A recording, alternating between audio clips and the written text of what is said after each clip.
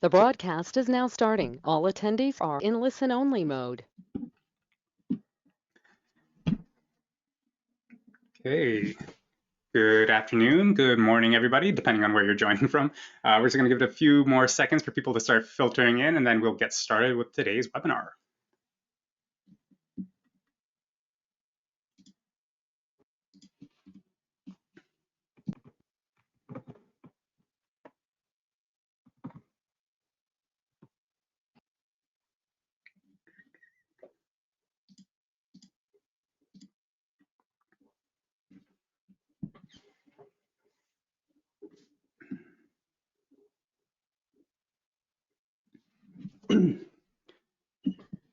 Okay, I think we can get started. So once again, thank you so much for joining us today. I know this is a very, very busy time for everybody on this call, ourselves included, but we felt that this was a really important topic to cover, especially as we are driving towards the end of the year. So today we're going to be talking about email best practices for a great end of year.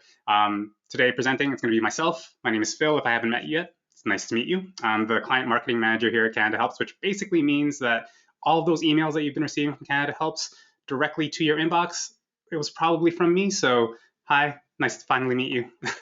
And my co-presenter today is going to be Eve Davies-Greenwald, and she is the e-commerce manager here at CanadaHelps, and she communicates directly to our donors. So she's the person that you really want to hear from today. She's the expert, and we are very, very happy and lucky to have her here today because she is probably the busiest person on our team at this time of year. So we're really grateful for that. So yeah, before we get into that, let's kind of go over a few housekeeping things, and we'll get you in there. So before we get started, our team at CanadaHelps is grateful and that we have the opportunity to meet and work on the many Indigenous homelands across this land that we share in Canada. As settlers on this land, it's important for us to acknowledge that our Vancouver offices are located on the unceded territory of the Coast Salish people. The Montreal offices are located on the Kanien'kehá:ka Mohawk territory, and the land on which we operate in Toronto is the traditional territory of the Wendat, the Anishinaabe, the Haudenosaunee, and the Mississaugas of the Credit First Nation. We want to express our respect for the territories that we reside in and honor the diverse Indigenous people who have lived and worked on this land historically and presently. We, the staff and leadership at CanadaHelps, are committed to being active participants in reconciliation. We're committed to continually amplifying Indigenous voices and learning how we and our work affects Indigenous people. So again, if this is the first time that you are joining us here at CanadaHelps, we are so happy to have you. If you are returning from a previous webinar, welcome back. But for those of you who are new to CanadaHelps, this is who we are. For charities, we are a company that builds effective and affordable fundraising technology and provides free training, just like this webinar right now, to educate all charities, regardless of their size, so that they have the capacity to increase their impact, especially now in the digital age. So really ushering in digital transformation for charities of all sizes. So we are so happy that you are here. Welcome. And for Canadians and donors all across Canada, CanadaHelps is a convenient and safe and trusted way for people to donate. They can donate once, monthly, gifts of securities, and they can learn about how to fundraise for their charities and their favorite charity partners. We've been trusted since 2000. We've raised 1.6 billion. That's a very old number. I think we're over $2 billion now. Over 3 million donors individually, and close to 24,000 charity partners, just like yourself, who we work with on a day-to-day basis to help them grow their capacity and fundraise more, basically. So that's what CanadaHelps is. So it's nice to meet you. A few housekeeping things. If you are having trouble hearing us, there are a few things that you can do. First is to turn up your computer volume, but if that doesn't work, there are a few other things that you can try. So you can click the sound check under the audio in your GoToWebinar panel. It should be right on the side there. And when you're there, you can select the speaker tab and then turn the volume of the speaker all the way to the far right so that we're at max volume. So hopefully that'll alleviate any of the audio issues that you might be encountering. For the best webinar experience, we ask that you close off all other applications. Not only does that help with our bandwidth, but also it helps with the overall presentation, just kind of paying attention to what's happening and that we can have a real interaction with you, our audience.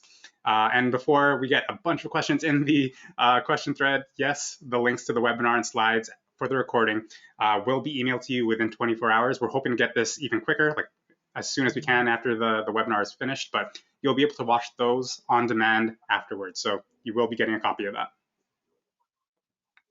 And last but not least, you can hear us, but we cannot hear you. So you are only in listen-only mode. But if you do have questions, you can still ask those questions to us. On the GoToWebinar panel there, you will see a section that says questions. If you have any questions, you can type them in there. And somebody on our team will be able to answer them. And if we don't have a chance to answer all of the questions, then we will be able to kind of go over the questions afterwards and get back to it as soon as we can. Okay, so now that that's out of the way, all the fun stuff with the housekeeping, we can dive right into why you're actually here, which is learning about emails and learning about how to effectively use these final few weeks to really push out a last-minute campaign that'll drive donations. So first, Eve is actually going to take on a bulk of the presentation right at the beginning to talk about email best practices. I know there are a lot of questions about what we can send, and there's a lot of confusion, especially around like CASL compliance and especially around this time of year. So Eve is going to give you a quick rundown of best practices for your email sending during this time. After that, after we get a good basis in terms of what we're actually going to, or what we can and can't do, I'll talk to you about what content you should be sending during this end of year push. Yes, it's December 15th, but there's still time to put together something pretty significant for your organization, especially if you haven't been doing anything up to this point. So now at this point, we're going to talk about the types of emails, what messages, what to include, should you include an ask or not, those types of things, what we'll talk about there. And then finally, we'll wrap it up by giving you a bit of a roadmap. How can we use all of these templates, all of these different types of content ideas, and actually put them out into a plan of action for us? What we want is, at the end of this webinar, we want you to be able to actually do something practical. You can leave this webinar right away, start building these emails, and sending a campaign that will drive end-of-year donations immediately. So that's the goal. That's what it's going to look like. So hopefully it's going to be super informative for you and that you'll learn quite a bit. So with that said, I won't hold up any longer. I'll pass it back over to Eve to walk us through some of the email best practices.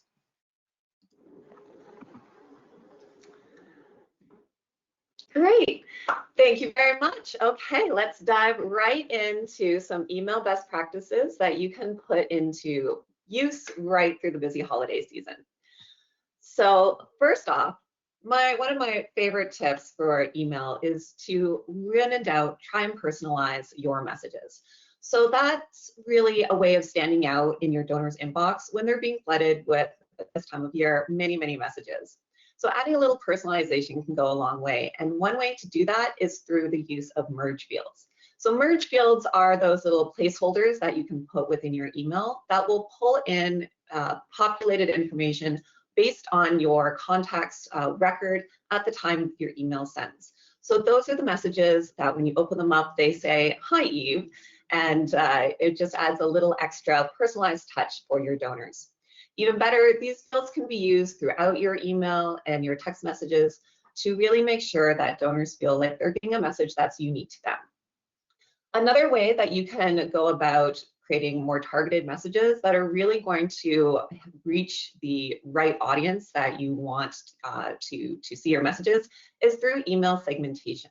So that's when you take your full mailing list, and instead of sending out a message to everybody, you're cutting your list down to a smaller target of people that are connected by one thing, such as, for example, location. So if you want to send an email message that's very regional specific, instead of sending to your whole list and having those unsubscribes bounce up, you could just send it to a targeted group in that region. Other ways of creating segmented lists could be based on donor behavior, information you have in their contact record, areas of interest, level of engagement, and many more. So this is just one way that you can make sure you're communicating directly to the right audience and making sure that they have that more personalized and unique message that's reaching their inbox. So moving on to tip number 2, it's all about monitoring email performance. So I like to focus on a top 5 range of metrics that are really easy to track. So number 1, I'm sure everyone is paying attention to your open rates.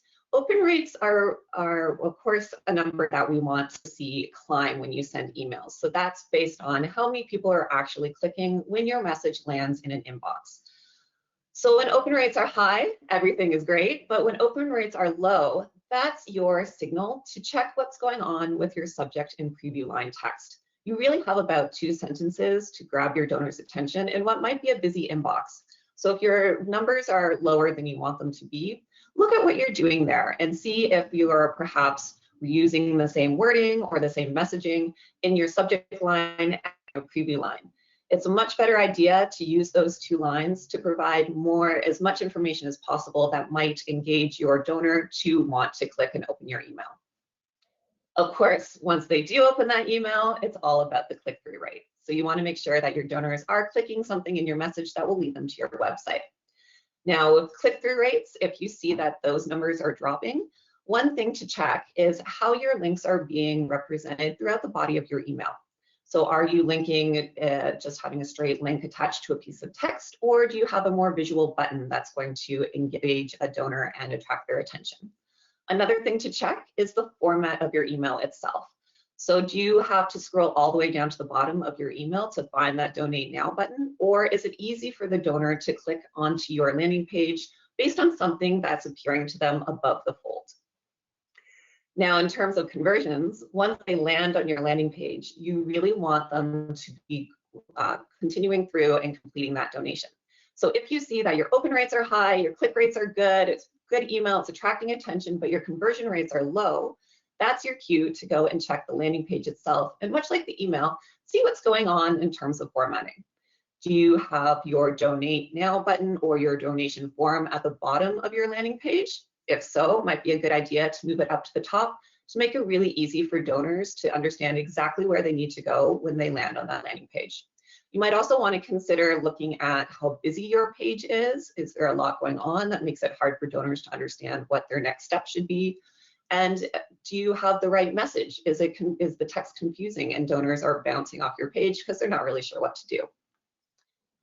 Now, another useful metric to track as well is, of course, unsubscribes. We want to make sure those unsubscribe numbers stay low. And a really good way of keeping track of everything is by just making sure that you have a baseline for your unsubscribes. So track it every time you send a message to get a better understanding of what you would see on average.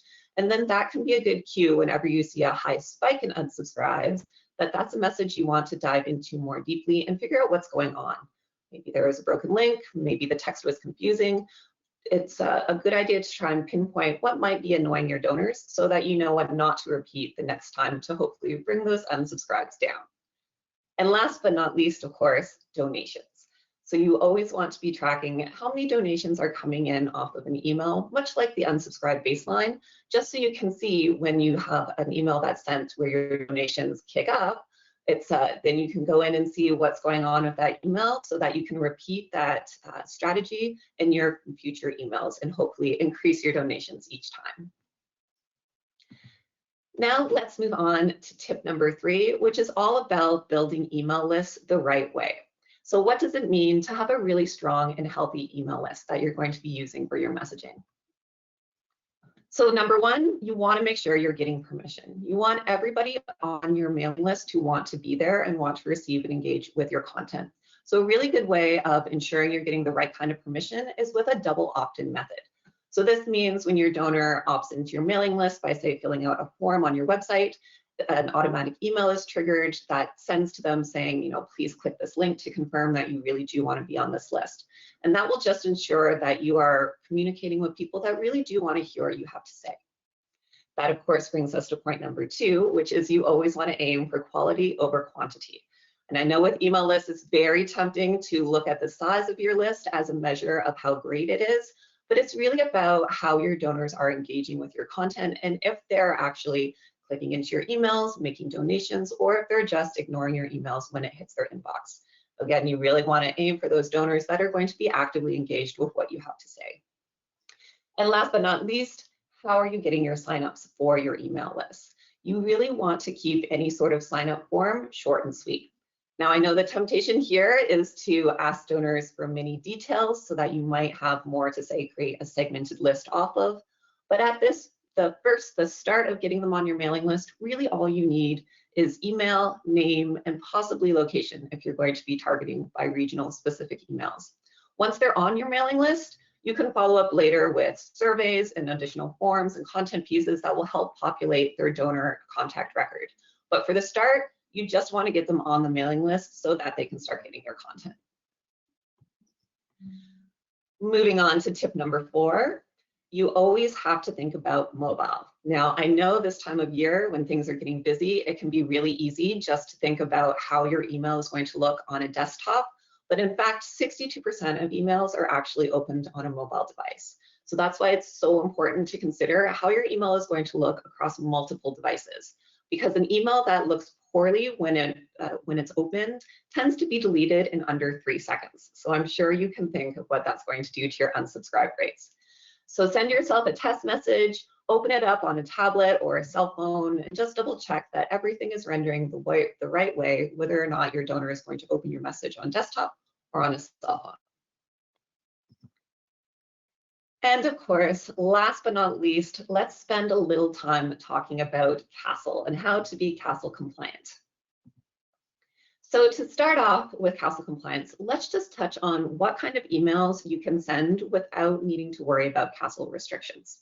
So if you are a registered charity, these are the messages that you can send without worry. Now, just want to note here that these exemptions don't apply to nonprofits, so make sure you're following the rules that apply to you.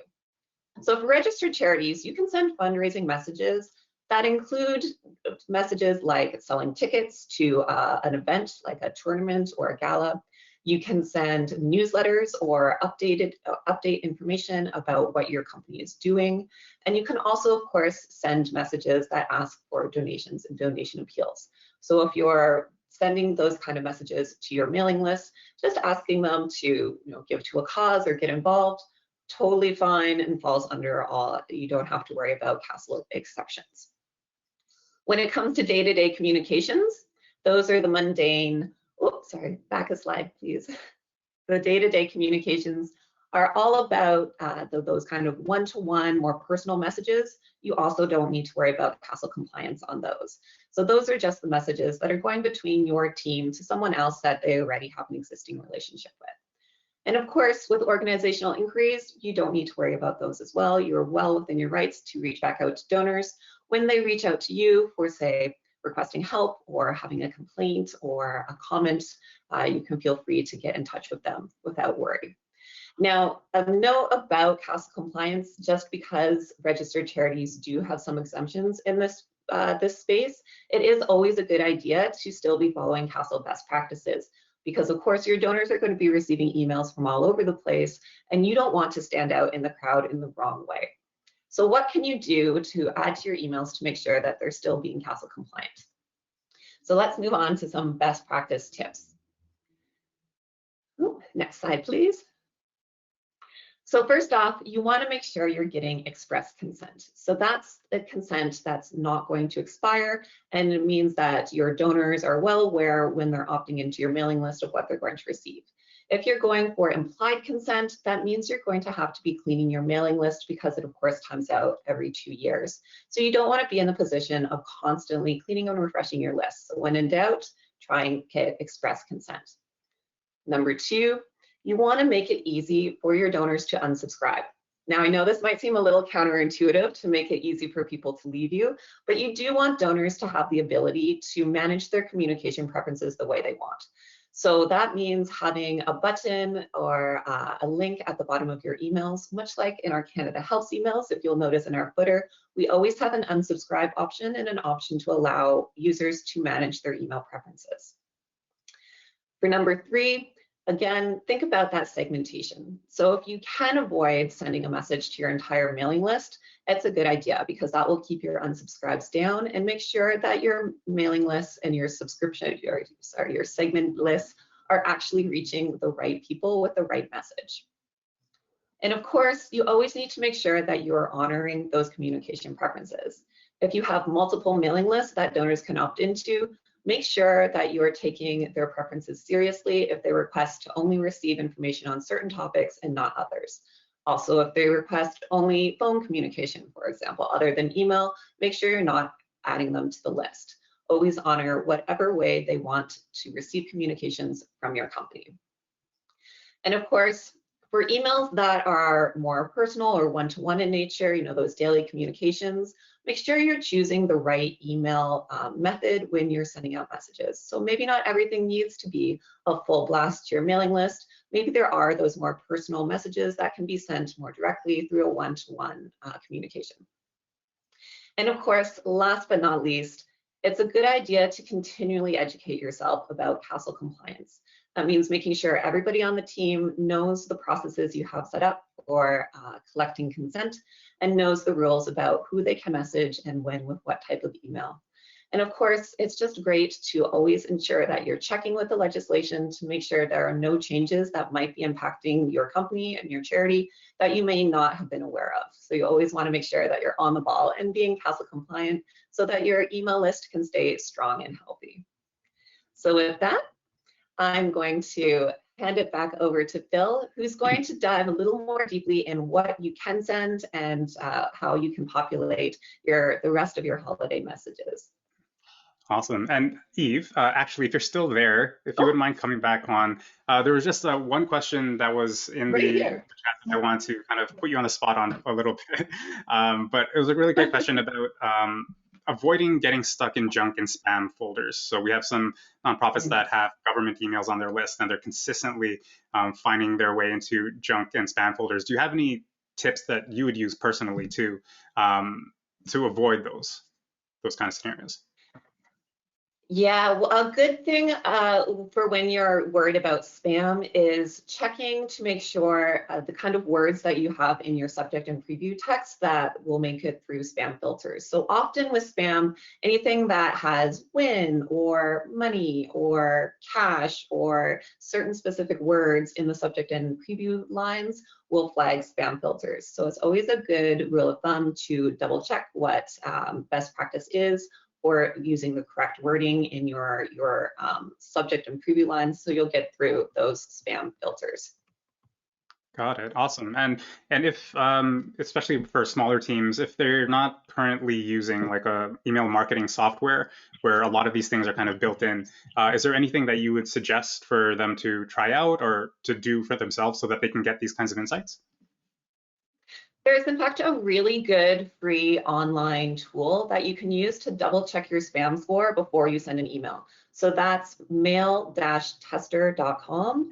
And that's one that's very easy to use. You just send basically a test message to that particular website, and they will give you a spam score that will show you where in your email you can make improvements. That is awesome. And we'll include that link in our follow-up email as well so that everybody on this webinar has that resource. Okay, thank you so much, Eve. That was great. Appreciate it. Great, thanks. Enjoy the rest. Awesome. So with that great overview in terms of how we actually put together a compliant email and make sure that we are crossing all of our T's and dotting all of our I's, we're able to dive into the actual content that we want to be sending for this end of year campaign. So basically this next section, I'll walk you through some examples of what we could be sending and the types of messages that we want during this period, even if it is a truncated period from the 15th to the 31st. So let's dive right in. Okay, so obviously the biggest one, if you haven't done it already, it's not too late, but you can send a Giving Tuesday thank you. Again, all of these slides will be provided afterwards, so you will get this with you as well. So along with all of these like example templates, but thank your donors for contributing to Giving Tuesday. Let them know the results of your Giving Tuesday campaign. This keeps the momentum going for your Giving Tuesday campaign, allowing you to pivot into your end of year, allowing you to just continue using the same assets that you already created and spent so much time creating for Giving Tuesday and using it for your end of year. Let people know that Giving Tuesday was the start of the giving season. It wasn't the end. It wasn't the only day to contribute, right? And there are so many things that you can talk about here. You can talk about the people that were involved in Giving Tuesday. You can thank your staff. You can thank your donors. There's so many things that you can mention. And it's not too late if you haven't already sent out a message about Giving Tuesday. So let people know that you're grateful for their participation and you're looking forward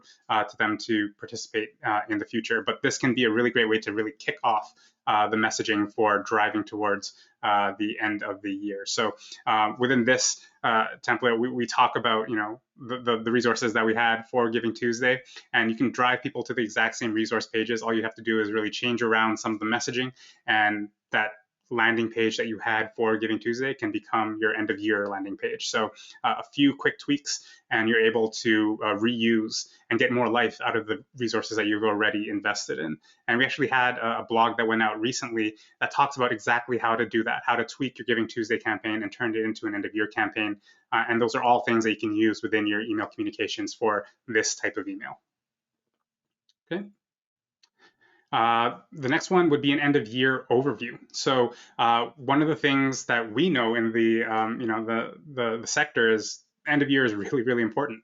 A majority of our donations come in these last few weeks of the year, but it's not as significant of a time of year for your donors, not necessarily. They might not understand the impact that this end of year has. So what you can do with an end of year overview is actually explain that to them. Let them know what this last bit of the year is going to look like, and talk about all the things you've accomplished to date. You can talk to them and tell them about why we're continuing to ask for donations, why we're continuing to push towards the end of the year, and why it's important for them to really get engaged in this final year, especially if they care about the impact that your organization is creating. You'll notice here in this template, at the end, we start talking about tax-deductible donations. This is a really great time for you to start educating your donor base about what is a tax-deductible donation, how does that work with people's salary in terms of lowering their taxable income for the year, and why donating will be a benefit to them beyond the impact that they're going to create. Because understanding that really creates a sense of urgency, and this is a really great way for you to set the table and let people that are supporting you understand that there are much more benefits to donating at the end of the year than just supporting the cause, even though that is by far the most important thing that is coming out of this. So set the table with an end of year overview, and you can let people know exactly how their support specifically in this last little bit of the year is going to make such a huge impact for both sides. Then you can keep the ball going. Mid-December, maybe around December 15th, like today, you can kind of reach out to them and let them know that we are still active. There's a lot going on, but we haven't forgotten. We want you to get your donations in so that you are still eligible for that end of year donation. We don't want you to miss out on all the credits that you would be able to gather for that. So this is an important time to really just stay top of mind. I know that there is a fear of donor fatigue or email fatigue, especially after all the emails that we were sending through Giving Tuesday. But now is the time to start getting in front of your donors and making sure that you stay top of mind, as long as you are staying compliant with all the things that Eve was talking about. Your mid-December email is really a place for you to just kind of remind people. This is just kind of a place for you to stick at the top of their inbox and let them know that we're still collecting donations, we're still trying to accomplish things, and we're excited for you to be a part of it. That's kind of why you want to put something out in the middle of the month, even when everything has been going on, just to kind of stay top of mind. That's super important there. And I noticed a few questions now asking about explaining more about tax benefits. We have a few links that can explain that a little bit better. That will give you some messages that you can kind of pull from and add content to. So we'll add that to our resources in the email that we send after this webinar concludes. So we'll be sure to cover that off as well. The next type of email that you can send is an email to your biggest supporters. Obviously, throughout the year, you're going to be talking to your biggest supporters, you're going to be thanking them. But this is another opportunity to do that. At the end of the year, because everything has happened, you have all the data, you have a historical perspective of the last year. It's a great opportunity to just say a big thank you once again to the donors that have been there from the beginning. and have contributed in such a big way. This is a great way for you to just highlight the impact that has been created, highlight the huge things that you've been able to accomplish, and also kind of preview what you're trying to accomplish moving forward. Here you have in the PS here, you have a small ask there. I'll leave that to your discretion in terms of if you want to include that. We would say that it's probably best to leave it out, but like this is just a big thank you, and to stay again top of mind, build that brand, let them know that you are thankful and you're happy that they're involved in the mission that you are creating, and this is it's just great timing for that. This in conjunction with all the other emails talking about what you're trying to do with the end of year and the benefits that they'll receive. It's more of the warm and fuzzy side of things, but it allows them to put the whole picture together, allowing them to know that if they do take advantage of the benefits that you're talking about, you're still being recognized, you're still being top of mind, and you still want them to know that they are super important to everything that you're doing. So always remember to send out something like this near the end of the year, just to wrap everything up and put it all together. This is one of my favorites. So this is the biggest milestones, and this is different from the biggest supporters email. This is talking about your organization. So what have you done as an organization? What have you accomplished this year, but not accomplished on your own? Accomplished with the help of everybody in your organization, in your community, in your supporter list. This is something that is a cumulative win. It's a group win. And when you send out this email, you can list out all of the places that you've been able to make an impact. And then you can talk about one final milestone that you want to reach with this end of year, whether it is a fundraising campaign, whether it's a thermometer that you're trying to kind of blow the top off of. Whatever it is, you can talk about all the milestones that you've already accomplished together, and then this final one that you need help with. There is a principle that relates to helping people cross the finish line. People want to help others cross the finish line if they can, and if you let them know how close you are to reaching this final milestone, this is a really great motivator for donors to be the one that pulls you over the line and kind of pushes you over the edge, so that you really end the year on a positive note. Again, always coupling that in with messaging about the tax benefits, messaging about impact and the things that you're trying to do before the year ends. But this is always one of my favorite ones, and one of the ones that tends to generate quite a bit of great results for the nonprofits that I've been a part of, as well as here at CanadaHelps. So this is definitely one that I'd encourage everyone on this call to start thinking about and letting your donors in on that journey. They want to be a part of it. Not only do they want to volunteer and donate, but they want to know the wins. They want to know that what they're doing is making a meaningful impact, and this is a really great way for you to really communicate that out to them. Next one. And here is when we get to the final weeks of December. We're really getting into it. This is when you can start pumping in the urgency. This is the where you start talking about only a few days left, typically around the last week of the year. And again, you could talk about the milestones. You can talk about all the things that you have been trying to do. But what I would highlight here is getting your donations in before the end of the year. You only have a few days left. It appeals to a different emotion. It appeals to a different part of the donor. It's not only about the impact. It's not only about what you're trying to do as an organization, but it's about taking advantage of something that is on the table for them. And if they're going to donate anyway, why not do it now, right? That's the kind of messaging that you want to put out there, because at the end of the day, these are your supporters, these are your lists, and if you have built a quality list, these are individuals that truly do care about your mission, and this is a benefit that you can provide to them. So these last few emails that you're going to be putting together are actually very, very similar. And the important part here is just to kind of not be afraid to put it out, even though there's so many in succession. So I would definitely put together one that says you only have a few days left. And the more tangible thing that you can do here is start giving them options.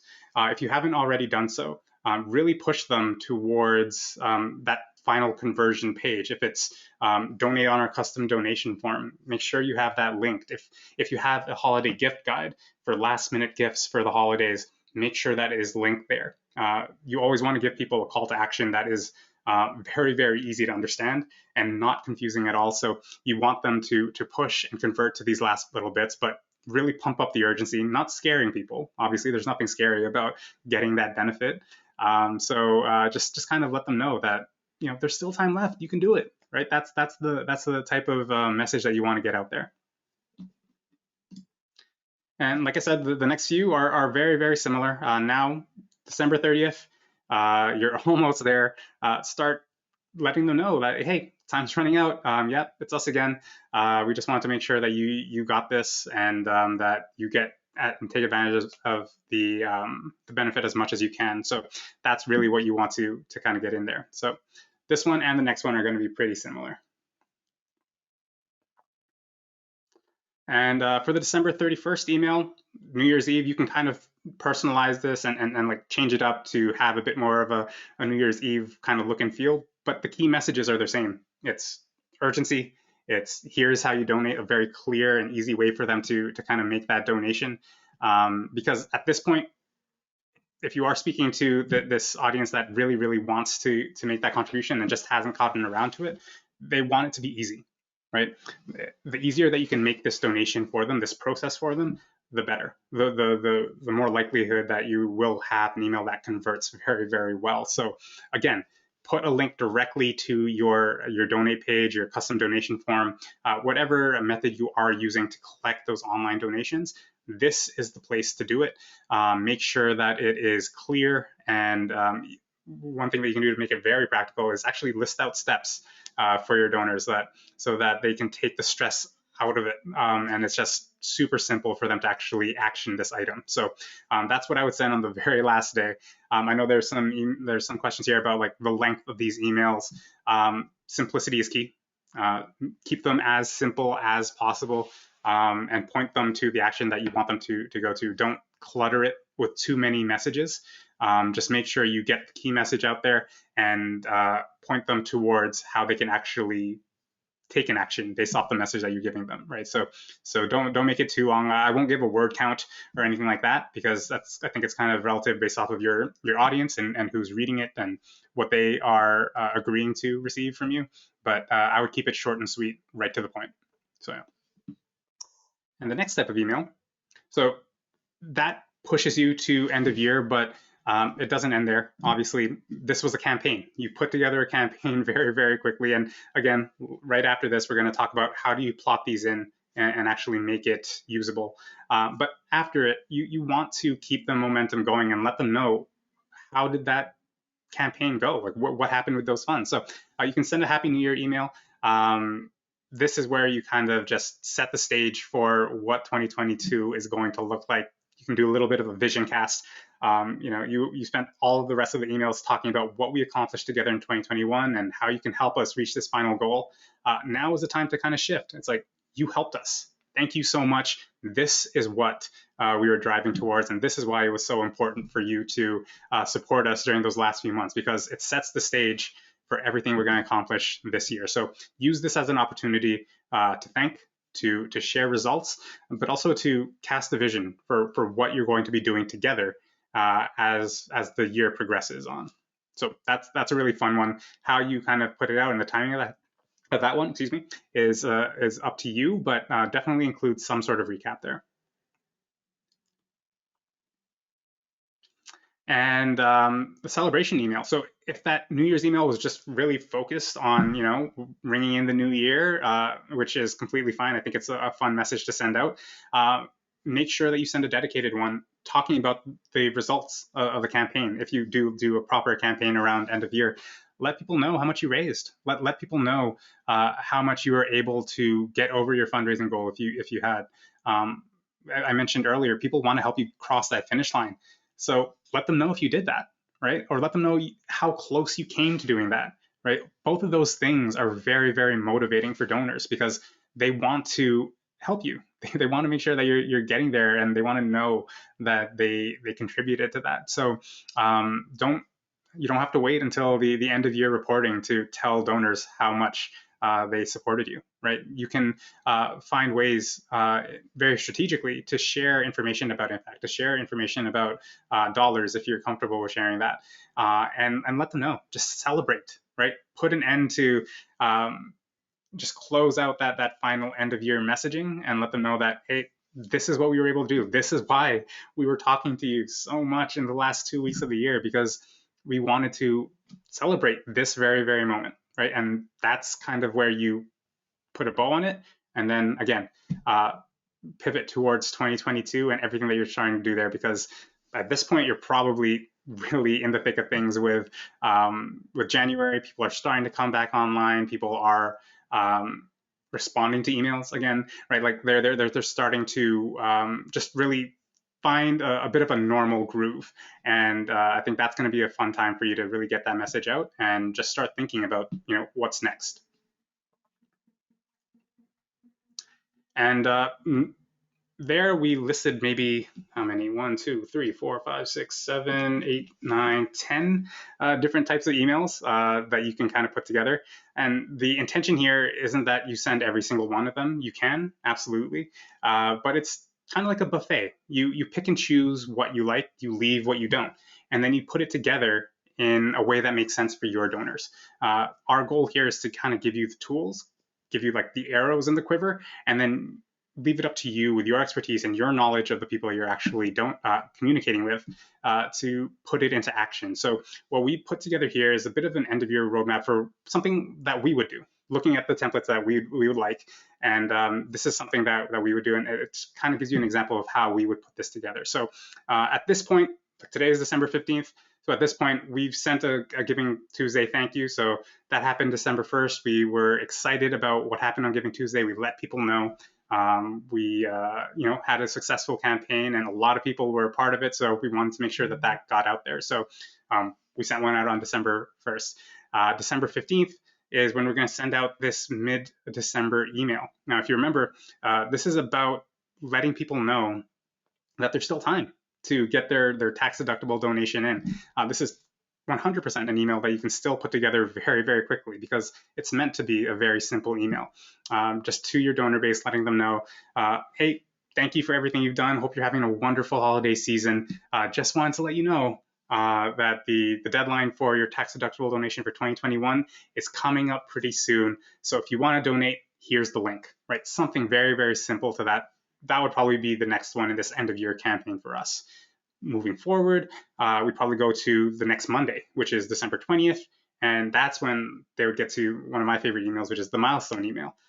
It's coming close to the end of the year. It's a perfect time to kind of reflect on everything that we've been able to do together. And I would just do that. I would share what we've been able to accomplish together, how their contributions have helped get us to this point. And I would put a small ask there in the PS, but the very meat of the message here is celebrating what we've done together and letting them know that we have a few more things to accomplish. And we're just grateful that they're along with us for the ride. That's kind of how we would structure that message there. So moving forward, this is getting really, really close to the end of the year. December 27th, I probably send out an only a few days left email. So this is where I'm pulling from everything that I've talked about before. So I'm talking about the milestones. I'm talking about how we have one final milestone to get to, and we're driving towards it, and we need your help. But I also talk about the tax donations. Like, hey, we mentioned on December 15th about the tax donation. Here's a bit more information about it. Here's how you can actually take advantage of that by clicking on this link and donating today, right? You're pushing people down this kind of information funnel based off of what you've already sent them in the past. That's how you build a really a campaign that has a lot of momentum, right? So December 27th passes, onto the December 30th email. Again, very, very similar to the December 27th, but just kind of tweaking the messaging in terms of upping the urgency. We are very, very close to the new year. If you haven't done it already, click this link. And we can make sure that we get you a tax-deductible donation before time runs out. Very simple, very quick and sweet. And then December 31st hey, it's New Year's Eve. Today, like we mentioned in the last few emails, today's the last day. So if you were thinking about donating, this is the best time to do it because you won't be able to receive a tax-deductible donation for 2021 after this date. So help us reach this final milestone. Help us get everything together before this year wraps up, and really help us start 2022 on the right foot. Like, this is the best way to do it. Those are the types of things that I would put in that December 31st email. We would talk about how that's the last chance for them to really get those in. And just like that, you have a very quick email campaign for the end of year, with the majority of those happening from December 15th until the end of the year. That's something that you can put together very quickly right now. It's simple, it's a quick win, and just make sure you're tracking everything and you can see exactly whether or not this makes a difference in your end of year donation totals. Most of the time, donors just need to know that this benefit exists to them, and like what it actually means for them to do this at the end of the year. So you can do this and put it together very quickly, and it'll still be pretty effective. But as you can see here, when you do get the resources after, most of the emails that I mentioned, we didn't put in there because it didn't fit the narrative that we were trying to put together. So again, I'll emphasize, look at the types of emails that we have here. Think about the emails that you have for your organization as well, and look at it like a menu. Plug and play, plot it out on a map or on a calendar, and see what you can do to really drive people towards making that final donation, especially with the appeal of the tax-deductible donations. And that's really it. The most important part here is to do it, to just kind of not be afraid of the fatigue factor, and really just get out there. Put your custom donation form out there in front of people, as many people as you can, and just really don't be afraid to try and experiment. And that's how that's how we're able to kind of do really great things, especially at the end of the year, and set you up for a wonderful 2022. So that's an example, and that's kind of what we would do here. And hopefully that's something that you can try out right after this webinar. But that being said, we actually don't have much left to talk about. There are a few questions in the